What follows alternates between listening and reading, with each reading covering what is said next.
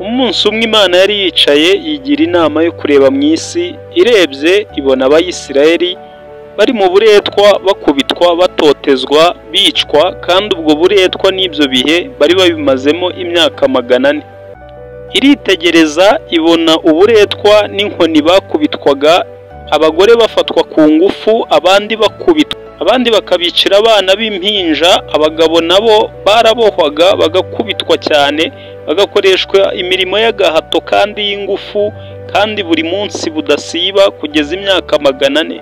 Maze yitegereza ibyo Abayisiraheli bakorerwa n'Abanyegiputa, ibona ni ubugome bw'indengakamere, igira impuhwe, maze ihitamo gutoranya umwana w'umuhungu imukiza inkota ya Farawo, kuko Farawo yicaga abana b'abahungu batarengeje imyaka 2.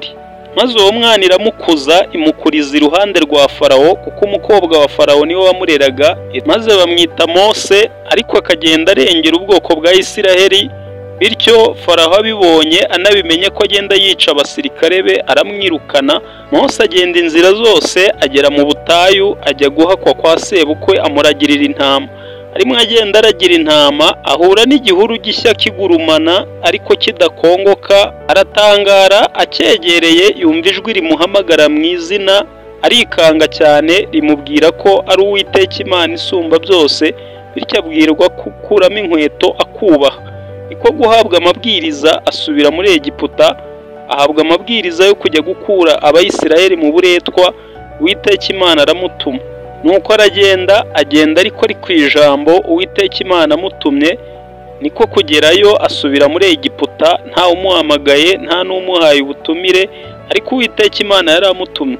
Niko kubibwira Farawo. Farawo araseka cyane, amubwira ko nta yindi Mana iriho uretse we, kuko Farawo yiyitaga Imana kubera n'ubugome bwe yari yarabyinjijemo n'abaturage be. Kagira ubwoba cyane, kuko bumvaga ko Farawo adashobora gupfa kubera ubugome yagiraga n'ibyo yababwiraga.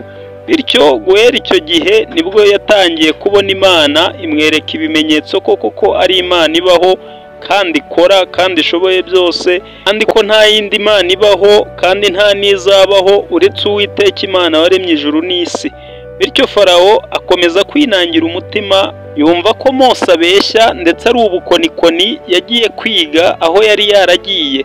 Ariko Uwiteka abwira Abayisiraheli ati, musige amaraso ku nkomanizo z'umuryango, kandi ayo maraso aba ari ay'umwana w'intama, ko ndi butambuke muri uwo mudugudu, kandi utari bubikore wese umwana we w'imfura arapfa. Nuko n'uwa Farawo agenderaho aremera, arabarekura baragenda. Nuko nawe rero ntukagire ubwoba, Uwiteka araje.